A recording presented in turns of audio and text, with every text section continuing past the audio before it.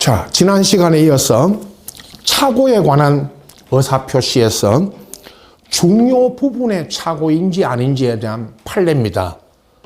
착오의 네 번째 보십시오. 갑이라는 표의자와 을이라고 하는 상대방, 아니면 을과 갑, 이렇게 이제 계약을 할 때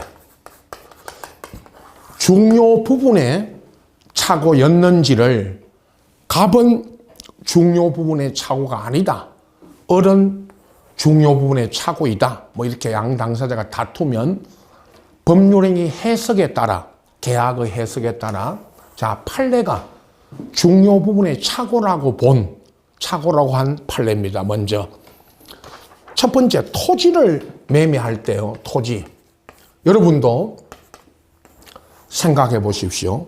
땅을 살 때, 토지, 땅 살 때 그 토지의 현황이나 특히 경계, 토지의 경계를 잘못 알고 땅을 샀다면, 여러분도 을의 입장에서 토지 경계를 잘못 알았다면 착오로, 이건 중요 부분의 착오다라고 했고요. 판례가. 다음, 채무자의 동일성에 대한, 채무자를 잘못 알고 물상보증인이 보증을 섰는데요. 물상보증인이 보증을 섰는데 채무자를 잘못 알았죠. 대단히 중요하죠. 그래서 판례는 이것도 중요 부분의 착오로 보았죠. 그 다음, 디귿, 재건축 아파트 설계 용역, 재건축 아파트를 설계할 때, 설계를 해달라고 용역을 맡길 때 건축사 자격 유무, 그 설계자가 건축사 자격이 없는데 자격이 있는 것으로 잘못 알았습니다. 그러면 중요 부분에 착오가 된다는 거죠. 설계자에게, 설계사에게 건축사 자격이 있는지 없는지에 대한 착오였습니다. 다음, 매매 목적물의 동일성, 목적물을 잘못 알았죠. A라는 건물을 산다고 계약을 했는데 B라는 건물을 계약을 했다, 이런 경우죠. 동일성에 관한 착오. 그 다음에 양도소득세 이야기했죠. 지난 시간에 양도소득세가 부과될 건지를 잘못 알았습니다. 법률의 착오죠. 다음, 신원보증서를 연대보증으로 잘못 착각했습니다. 신원보증은 누가 회사 등에 취직을 할 때, 회사에 취직할 때 신원보증을 쓰죠. 근데 그 신원보증을 연대보증, 돈을 빌리는, 은행에서 돈 빌리는 연대보증으로 잘못 알았죠. 이런 경우는 중요 부분의 착오다. 그건 이제 아닌 것. 자, 두 번째, 판례가 중요 부분의 착오가 아니라는 판례입니다. 첫 번째, 대표적인 매매 계약에서 부동산, 아파트 등의 시가, 가격을 잘못 알았다. 아파트 가격이 특히 우리 서울, 강남 같은 경우에는 일주일 사이에도 1억이 올랐다 내렸다 합니다. 가격 변동이 심하죠. 심할 때는. 그러면 부동산 가격, 시가를 잘못 알았다면 이건 중요 부분의 착오가 아니라는 거죠. 자, 경계 있죠. 아까 제가 토지에, 여러분도 토지를 사실 때, 토지를 매매할 때 토지 경계를 잘못 알았다면 그건 중요 부분의 착오이지만, 판례가 시가, 가격을 잘못 알고 비싸게 샀다, 그건 중요 부분의 착오가 아니라고 하니까, 여러분 아파트 등 매매하실 때, 토지든 건물이든 매매하실 때 시가는, 가격은 정말 잘 알아보고 사셔야 됩니다. 만약에 시가의 착오로 비싸게 샀더라도 그걸 착오를 이유로 취소할 수는 없는 것입니다. 중요 부분의 착오가 아니기 때문에. 다음, 건물의 면적이나 부지 지분이 다 다소 부족하다. 이 면적은 말이죠. 면적은 많이 부족하다면, 자, 이런 판례 있었죠. 토지 1300평, 1300평을 매매했는데 절반이, 1300평 중 절반이 하천부지였다. 그럼 그건 면적의 차이가 상당히 크죠. 절반이 하천부지였으니까. 그건 중요 부분의 착오로 봤죠. 판례가. 그러나 다소 면적이나 부지나 지분이 다소 부족하다라는 겁니다. 100평을 샀는데 땅 2평이 부족하다라는 거죠. 그건 중요 부분의 차후가 아니라는 겁니다. 그런 경우에는 그 2평만큼의 수량 부족으로 담보 책임, 매도인에게 담보 책임은 물을 수 있지만 착오로 취소할 수는 없다는 겁니다. 부지 면적이 다소 아주 경미하게 부지가 면적이 적다면 그건 중요하지 않다는 겁니다. 다음, 토지를 매수하였는데 법령 등의 제한으로 그 토지를 의도한 목적대로 건축 등을 할 수 없게 됐다면 이건 동기의 착오입니다. 토지를 매수하게 된 동기의 착오니까 이 동기가 상대방에게 표시되지 않았다면, 앞 시간에 말씀드렸죠? 상대방에게 이 동기가 표시되지 않았다면 그건 취소할 수 없는 것입니다. 동기의 착오는 상대방에게 표시되지 않았다면 착오의 문제가 될 수 없습니다. 리얼입니다. 매매나 임대차 목적물이 매도인이나 임대인 소유가 아니어도 됩니다. 임대인은 자기 소유가 아닌 건물도 매매, 임대가 됩니다. 단 약속된 날짜에 그 물건을 매매, 이전해 주거나 임대해 주면 되죠. 그럼 만약에 약속된 날짜에 이전이나 임대를 못하면 담보 책임에 문제가 생기고, 이건 다른 특약이 없는 한 자기 소유 물건이 아니라 하더라도 매매, 임대한 목적물이 그건 중요 부분의 착오가 아니라는 겁니다. 미음에 주 채무자의 신용 상태나 자력은 재산 상태, 그러니까 보증을 쓸 때 채무자에게 신용이 높다 낮다, 채무자의 재산이 많다 적다, 이건 중요 부분의 착오가 아니라는 겁니다. 착오를 일으켜도요.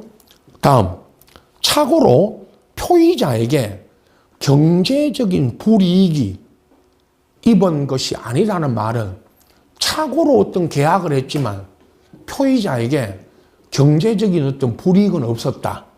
여러분도 착오로 어떤 의사표시 했지만 경제적인 손실, 불이익을 입지 않았다면 그건 착오의 문제가 아니라는 것입니다.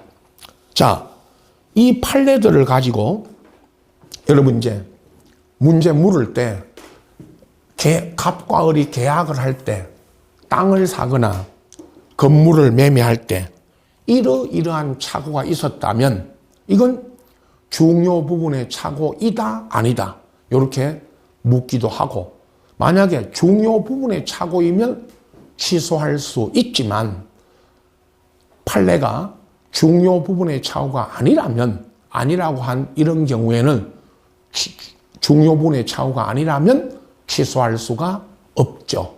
착오가 일어났다 하더라도. 자, 중요 부분의 착오여야 되고요. 다음, 착오의 효과와 판례입니다. 그럼 당연히 착오로 인한 의사표시는 당연히 취소할 수 있죠. 단 표의자 갑이 표의자면 갑에게 중대한 과실이 있다면 이건 취소할 수 없고요. 다시 경미한 경과실이라면 이건 취소할 수가 있죠. 이거 조심해야 됩니다, 여러분. 그냥 과실, 표의자 갑에게 착오로 의사표시한 표의자 갑에게 그냥 과실, 아무 말이 없으면 과실 그러면 경과실을 말합니다. 경과실일 때는 취소할 수가 있고, 중대한 과실, 여기 중대한 과실은 말 그대로 중대한, 즉 표의자에게 보통 일반 평균인에게 요구되는 주의 의무를 중대하게 위반한 겁니다. 물론 중과실이냐 경과실이냐는 것에 대한 다툼이 있으면 판례가 가리게 됩니다. 재판에서. 갑은 착오를 일으켜서 계약을 했던 갑은 나는 경과실입니다 라고 주장하고, 상대방 을은 갑에게 중대한 과실이 있다라고 주장한다면 법원이 재판을 통해서 갑이 계약을 할 때 주의 의무를, 과실은 주의 의무 위반이니까 어떤 주의 의무를 위반했는지를 판례가 재판을 통해서 중과실, 경과실을 가립니다마는 우리 시험에서는 중과실이냐 경과실이냐 그냥 일반 과실이냐를 써주니까 중대한 과실이 있으면 취소 못합니다. 두 번째, 마찬가지 착오로 인한 의사표시 취소는 선의의 제3자 병, 다시 을에서 병으로 부동산 등이 이전됐을 때 선의의 병에게는 대항 못합니다. 똑같은 이야기고, 그 다음 3번, 중요 부분의 착오에 관한 사실은 표의자가, 만약 갑이 중요 부분에 착오가 있었다면 그건 표의자 갑이 중요 부분에 착오가 있었다는 것을 증명해야 되고, 표의자의 중대한 과실은 상대방 을이 입증해야 됩니다. 을은 갑에게 중대한 과실이 있었다.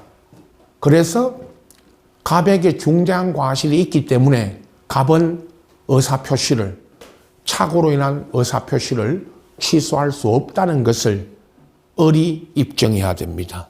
다음 4번, 착오로 인한 의사표시를 표의자 갑에게 경미한 과실, 그냥 경과실일 때는 의사표시를 당연히 취소할 수가 있죠. 이건 취소할 수 있습니다.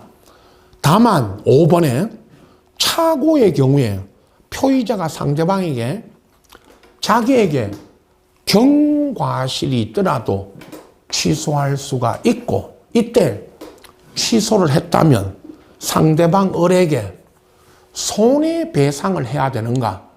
자, 보십시오. 갑은 자기한테 경과실이 있더라도 취소는 할 수가 있죠.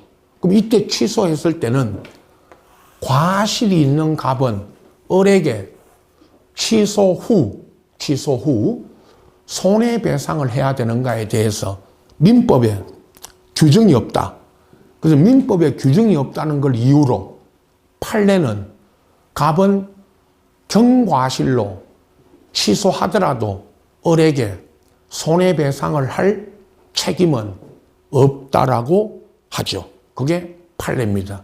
손해배상에 관한 민법의 규정이 없기 때문에 109조예요. 다음 6번, 동기의 착오로 표의자가 그 법률 행위를 취소하려면 동기를 상대방에 표시했거나 표시하면 되고, 상대방 당사자 사이 합의, 동기가 표시가 되면 되고요. 갑은 을에게 을과 취소하기로 합의까지 해야 되는 것은 아닙니다. 합의를 요하지는 않습니다. 동기가 표시되면 되고요. 또 하나, 동기가 표시되지 않아도 상대방 을로부터 유발된 동기의 착오. 자, 갑에게 동기의 착오를 일으키도록 을이 뭐 했습니다? 유발. 다음 판례에도 나옵니다. 상대방이 유발한 동기의 착오가 어떤 경우인지를 한 3가지를 그 기억, 니은, 디귿에서 예를 들어드릴 겁니다. 어떻든 상대방으로부터 유발된 동기의 착오를 일으키도록 상대방 을이 갑을 유도했다면 그건 중요 부분의 착오가 되고 취소할 수가 있죠. 유발된 동기의 착오 보십시오. 자, 판례 기억에 국가에 귀속될 재산이 아닌 토지 소유자가 공무원의 법령 오해에 따른 설명으로 국가에 귀속될 재산이 아님에도 공무원이 유발을 했죠. 국가에 귀속될 재산이라고. 그러면 그 공무원의 법령 오해에 따른 설명으로 착오에 빠져 국가에 정여, 땅을 국가에 정여했죠. 그럼 국가에 정여한 이 표의자는 상대방 공무원이 동기의 착오를 일으키도록 유발했기 때문에 그래서 이건 중요 부분의 착오로서 취소할 수가 있죠.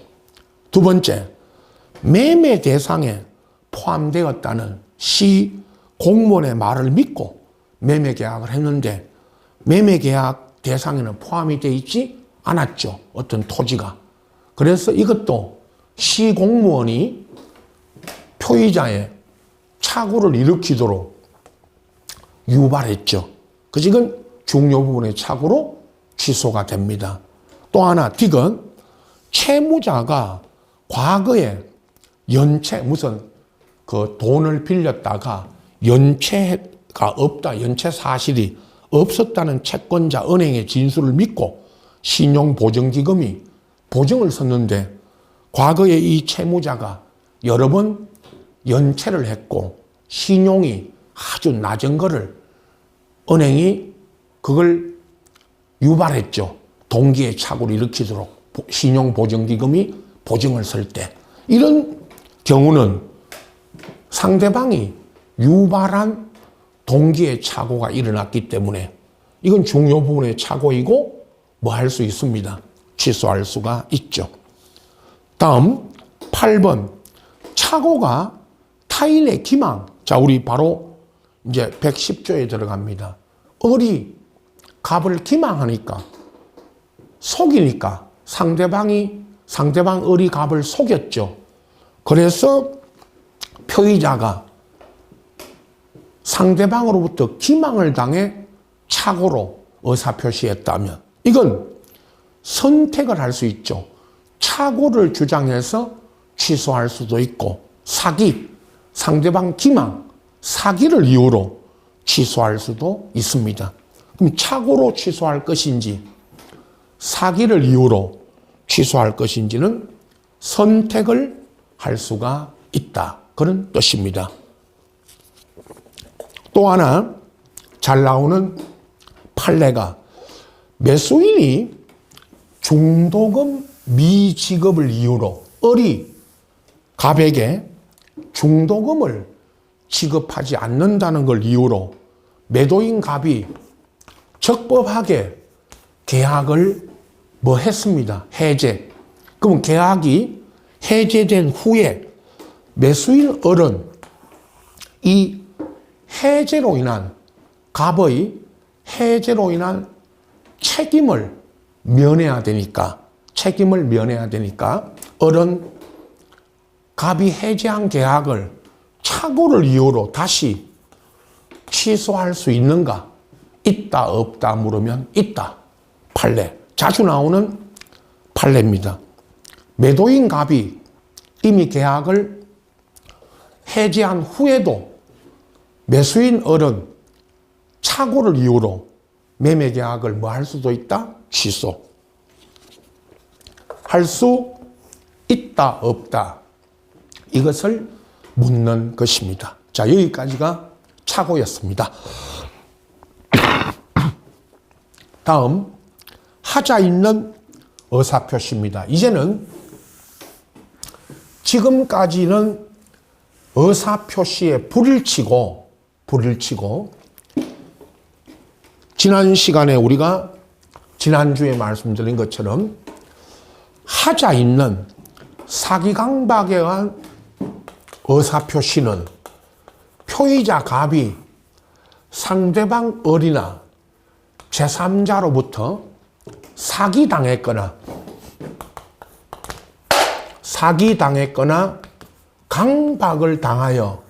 강박을 당해서 의사표시를 했습니다. 이것은 의사표시의 불일치가 아니고 하자 있는 의사와 표시는 일치합니다. 그러나 사기강박을 당했기 때문에 이것을 하자 있는 의사표시라고 합니다.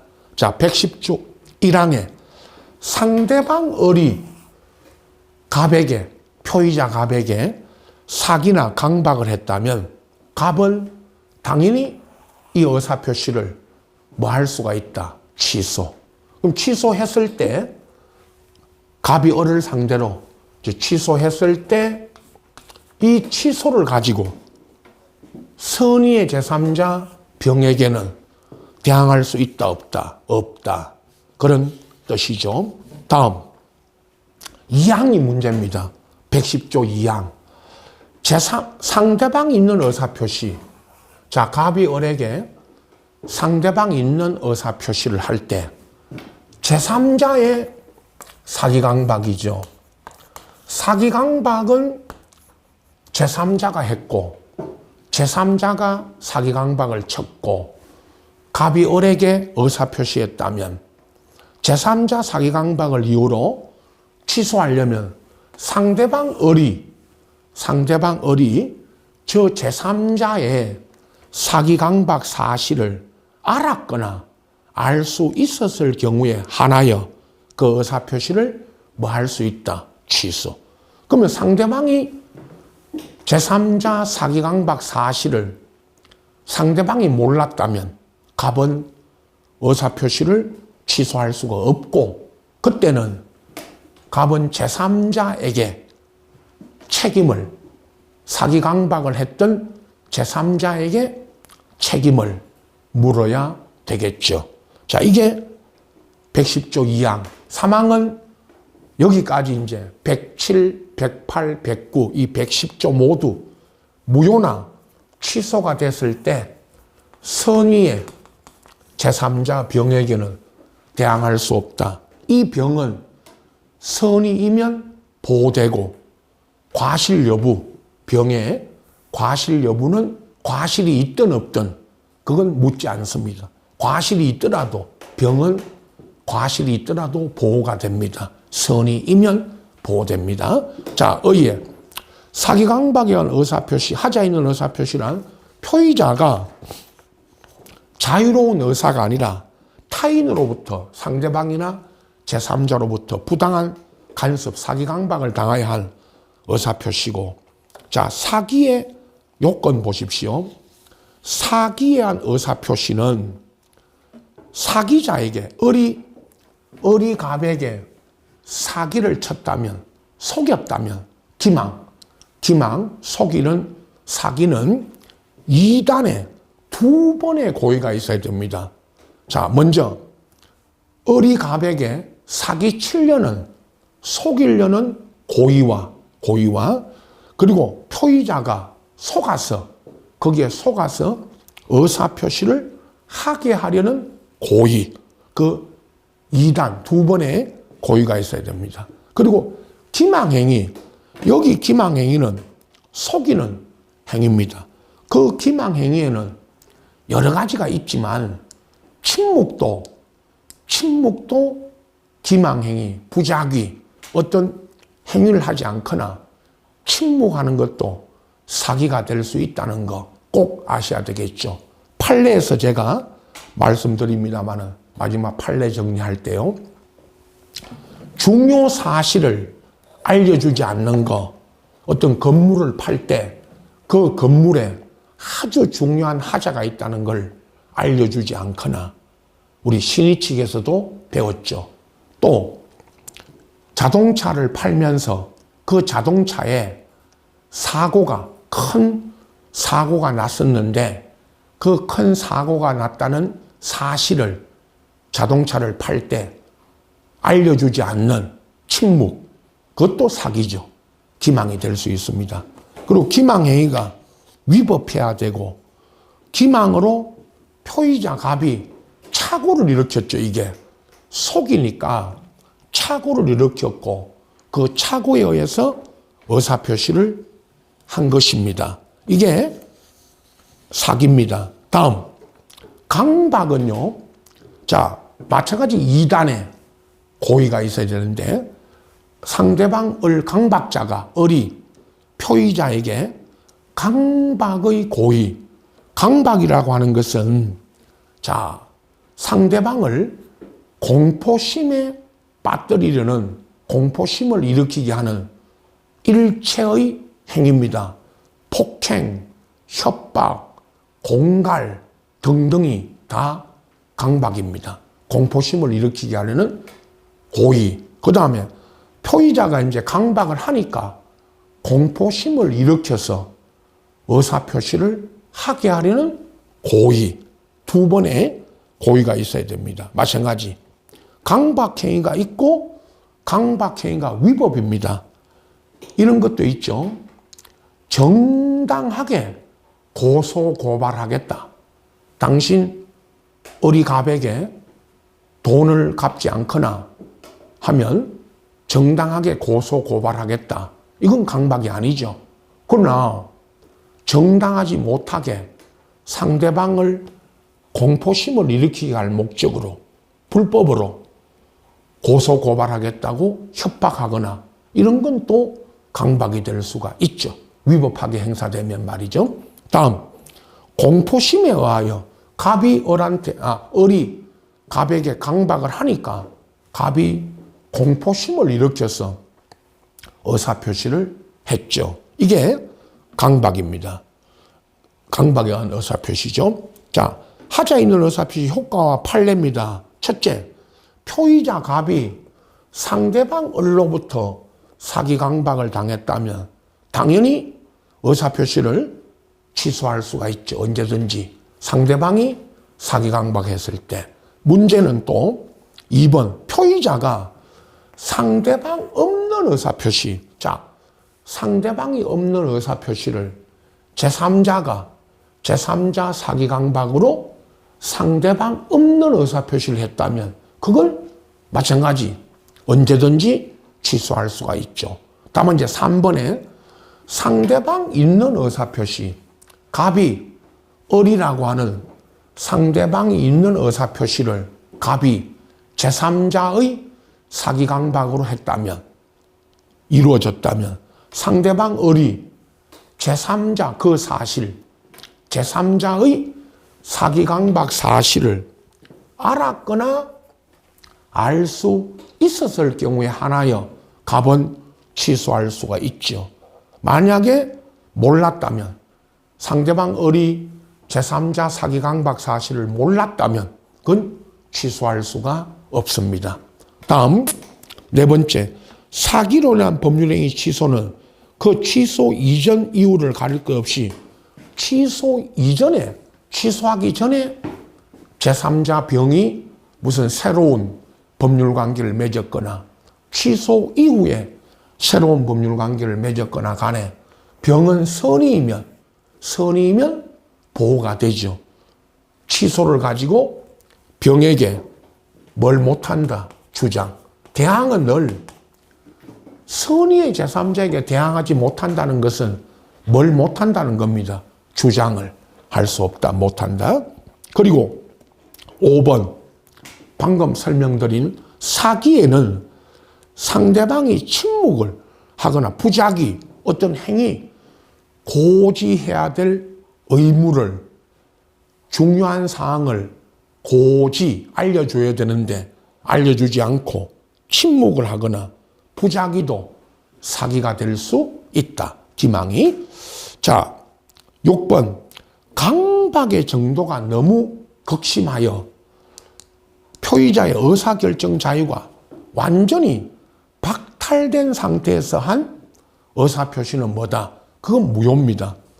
사람을 감금, 폭력배들이 사람을 아예 감금시켜 놓고 의사결정 자유가 완전히 박탈된 상태에서 계약서에 무슨 도장을 찍게 하거나 이렇게 하는 것은 의사결정 자유가 완전히 박탈됐기 때문에 이건 무효입니다. 그렇게 계약서에 날인 도장 찍거나 하는 것은. 다음 7번 사기강박이 당연히 불법행위 요건을 갖추면 사기강박은 대부분이 불법행위가 되겠죠. 그러면 표의자는 의사표시 취소 외에 의사표시를 취소하고 사기강박을 한 상대방이나 제3자를 상대로 불법행위에 기한 손해배상도 민법 750조에 따라 청구할 수가 있죠. 취소하는 외에도. 다음 8번 표의자가 상대방 또는 제3자 기망행위로 착오에 빠져, 방금 착오에서 설명드렸죠. 앞에 사기강박을 특히 사기치니까 착오에 빠져 의사표시했다면 이건 착오를 이유로 취소할 수도 있고 사기를 이유로 취소할 수도 있다. 뭐 할 수 있다고 했죠? 선택할 수가 있습니다. 다음 9번 매도인의 담보 책임과 사기한 의사표시가 경합. 자, 사기당해서 물건을 샀는데 그 물건에 하자가 있더라는 거죠. 그러면 하자 있는 물건을 사기당해서 샀다면 표의자는 담보 책임을 물을 수도 있고 매도인의 담보 책임을 물을 수도 있고 사기를 이유로 그 행위를 뭐 할 수도 있다. 취소할 수도 있죠. 마찬가지 선택할 수가 있습니다. 사기와 담보 책임이 경합되면 이걸 선택을 할 수가 있다. 그런 뜻입니다. 담보 책임에서도 나오는 이론이죠. 자, 여기까지 하자 있는 의사표시, 사기강박에 한 의사표시에 대해서 알아보았습니다. 자, 의사표시의 효력 발생으로 넘어갑니다.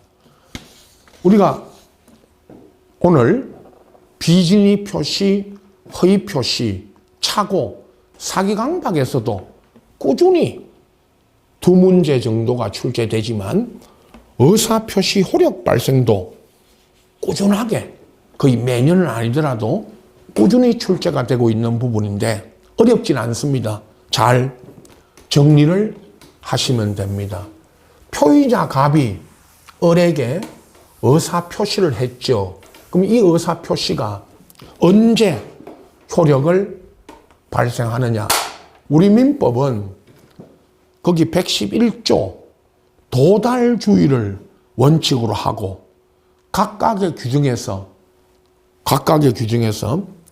발신주의의 예외를 취하는 경우가 있죠. 자, 갑이 을에게 의사표시를 발송한 때 효력이 생기는가? 아니면 을에게 도달했을 때 의사표시가 효력을 발생하는가를 놓고 민법은 도달주의를 원칙으로 하면서 발신주의를 예외로 하고 있죠. 자, 111조 조문 정리하고 바로 내용을 보도록 합니다. 111조 의사표시 효력 발생 시기. 상대방 있는 의사표시는 그 통지가 상대방에게 뭐한 때, 도달한 때 효력이 생긴다는 원칙이죠. 우리 민법의 원칙입니다. 도달주의. 표의자가 그 통지를 바라고 의사표시를 발송한 후에 사망하거나 표의자 갑이 의사표시를 발송한 후에 사망했거나 아니면 행위 제한 능력자가 되어도 이미 발송한 의사표시 효력에는 영향이 있다, 없다? 영향을 미치지 않는다. 112조 행위 제한 능력자에 대한 의사표시. 을이 행위 제한 능력자 있죠. 미성년자. 대부분 묻는 게 미성년자도 있고 피성년. 갑이 을에게 의사표시 할 때 을이 피성년 후견인이었거나 피한정 후견인이었다면 어떻게 되느냐. 자, 의사표시 상대방이 을이 이를 받은 때에 행위 제한 능력자, 미성년자였다면 표의자는 미성년자에게 한 의사표시를 가지고 그 의사표시로서 대항하지 못합니다. 그러나 법정 대리인, 미성년자의 법정 대리인이 그 도달을 안 후에는 법정 대리인이 도달을 알았다면 그 의사표시로 제한 능력자에게 한 의사표시로서 도달을 가지고 대항할 수가 있죠.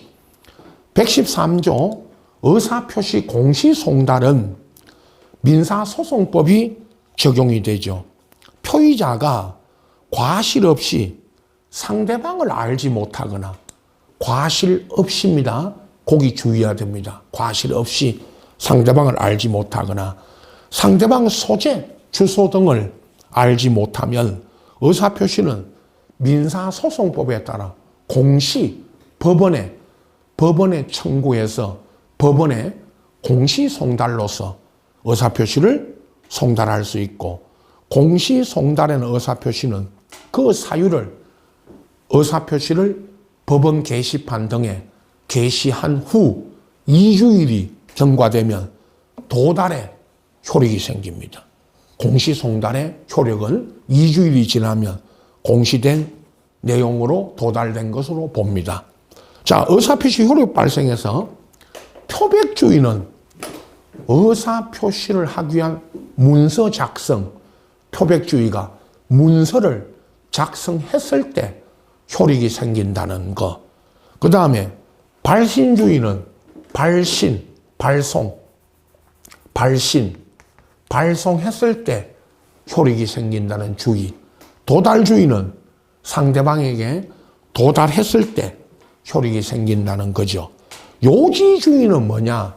요지는 상대방이 의사표시 내용을 알았을 때 내용을 보고 편지를 뜯어보고 내용을 알았을 때 효력이 생긴다는 그런 주의인데, 자, 우리 민법상 도달주의를 원칙으로 하고 발신주의를 예외로 한다 그랬죠. 여기서는 도달주의를 규정하고 발신주의는 각각의 우리 이미 한두 가지는 배웠죠. 각각의 민법 규정에서 발신주의를 규정하고 있습니다. 자, 도달주의 먼저 보십시오. 도달이란 사회 통념상 상대방이 그 의사표시 통지 내용을 알 수 있는 객관적 상태에 놓여 있는 것. 대부분 편지가 상대방 우편함에, 여러분 집에 우편함에 투입됐을 때 도달된 거로 봅니다. 아직 상대방이 편지가 왔다는, 우편함에 편지가 투입되어 있다는 사실을 몰라도 편지가 우편함에 꽂히면 도달된 거로 봅니다. 여러분 집에 우편함에 의사표시가 편지로 왔을 때 우편함에 편지가 투입되면, 또는 우편함에 편지가 투입되어 있으면 도달된 거로 봅니다. 상대방이 아직 편지가 왔다는 사실을 몰라도요. 그리고 두 번째, 상대방이 의사표시 내용을 확인하지도 않은 채 정당한 사유 없이 만약에 수령을 거절하면 이것도 의사표시는 도달한 것으로 봅니다. 전부 판례입니다. 판례. 세 번째, 표의자는 의사표시를 발송하고 도달 전에는 그 의사표시를 처리할 수가 있죠. 그러나 도달되기 전까지는 처리할 수 있지만 반대로 의사표시가 상대방에게 도달된 후에는 처리할 수 있다, 없다? 없다. 그리고 네 번째, 의사표시에 도달하지 않았거나 연착이 됐다. 우리가 나중에 계약에 가면 청약의 의사표시가 늦게 도달했다. 승낙의 의사표시가 연착이 됐다. 그러면 이 불이익은 누가 다 부담해야 됩니까? 표의자가 연착이 되었거나 도달하지 않은 것에 대해서는 우체국의 잘못으로 도달하지 않았거나 연착돼도 일단 불이익은 표의자가 부담하는 거죠. 다음 5번, 표의자가 의사표시를 발송하고 사망했거나 제한능력자가 되어도, 제한능력자 무슨 선고를 받아도 이미 발한 의사표시 효력에는 영향이 없다. 효력은 발생한다. 유효죠. 6번, 행위제한 능력자, 미성년자, 피한정, 피성년 후견인에게 한 의사표시는 이 행위제한 능력자는 수령 능력, 의사표시를 수령할 능력이 없기 때문에 수령 무능력자라고 하죠. 그래서 수령 무능력자에게 한 의사표시는 표의자가 의사표시 효력을 주장할 수가 없죠. 단 행위 제한 능력자 측에서 미성년자가 의사표시 효력 발생을 주장할 수는 있다는 겁니다. 표의자는 미성년자에게 한 의사표시를 가지고 표의자는 효력 발생을 주장할 수 없지만 미성년자 측에서 표의자에게 효력 발생을 주장할 수는 있는 것입니다. 다음 7번에 보통 우편의 방법으로 의사표시가 발송되면 그 의사표시가 보통의 일반 우편은 상당한 기간 내에 도달한 것으로 추정할 수가 없지만, 자, 반대로 8번 등기 우편 내용 증명 있죠. 여러분, 내용 증명 같은 걸 우체국에 가서 등기 우편으로 보냈죠. 그러면 그 등기 우편으로 발송되면 그 우편물이 다시 반송되지 않는 한 상당 기간 내에 도달된 것으로 뭐 해줍니다? 추정, 판례가. 자, 7번 보통 우편과 8번 등기 우편 꼭 구분해서 묻죠. 그래서 도달된 걸로 추정할 수 있는 건 등기 우편입니다. 다음 발신주의입니다. 예외. 자, 우리 민법상 발신주의를 취하는 게 첫째, 우리 배웠죠. 행위 제한 능력자와 거래한 상대방 최고에 대해서 촉구죠. 최고가 촉구. 법정 대리 초인 여부에 대한 확답의 의사표시는 발신주의입니다. 만약에 이걸 확답의 의사표시를 발송하지 않으면 추인으로 간주한다 했습니까? 일반적인 경우에 추인 거절로 간주합니까? 추인 간주죠. 이거는 확답의 의사표시를 발송하지 않으면 추인 간주, 추인으로 간주합니다. 두 번째, 사단법인 사원총회 소집은 일주일 전, 7일, 일주일 전까지 통지를 뭐 하면 된다고 배웠죠? 발신주의고.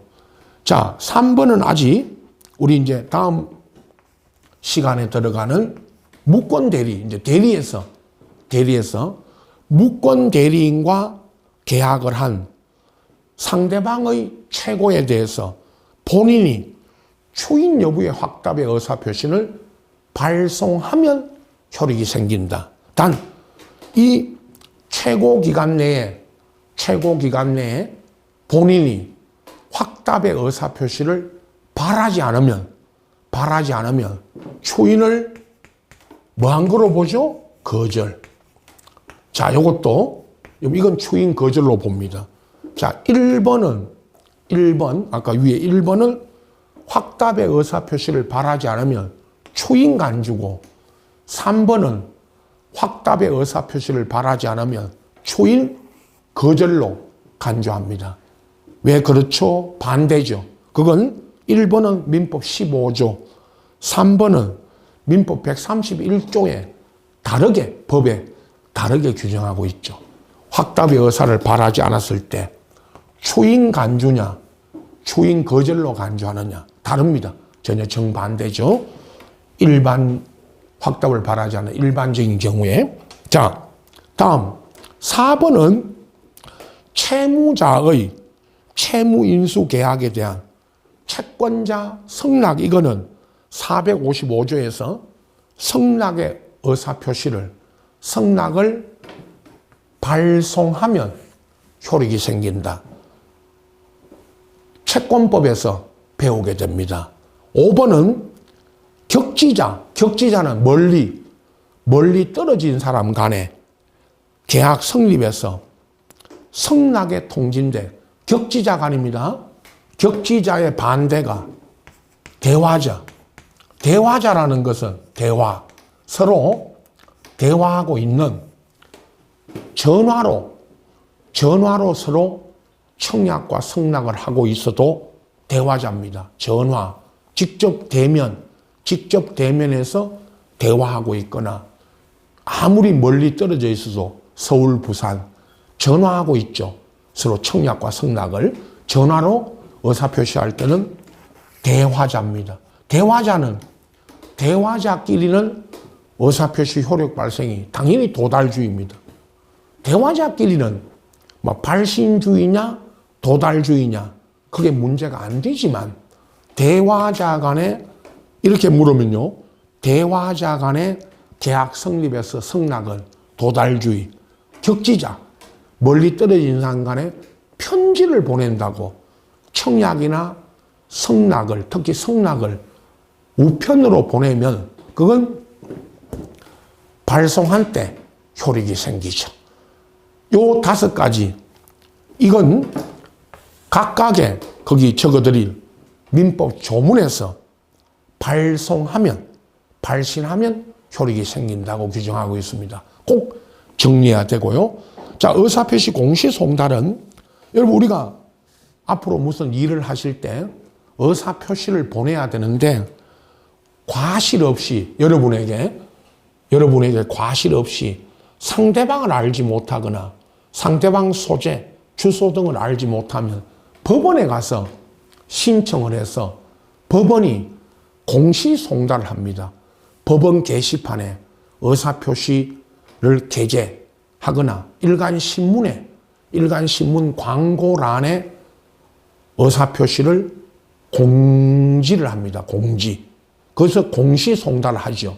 그럼 이 공시송달을 게시하면 상대방은 그 법원 게시판이나 일간신문에 나온 공지사항을 몰랐더라도 2주일이 그 공시송달은 법원 게시판이나 일간신문 등에 게시한 날로부터 2주일이 지나면 상대방이 알았든 몰랐든 도달된 것으로 보니까 앞으로 무슨 일을 하실 때 소송을 하시거나 아니면 일반 계약상에서 아니면 검정관계에서 이런 공시송달을 해야 될 경우가 많죠.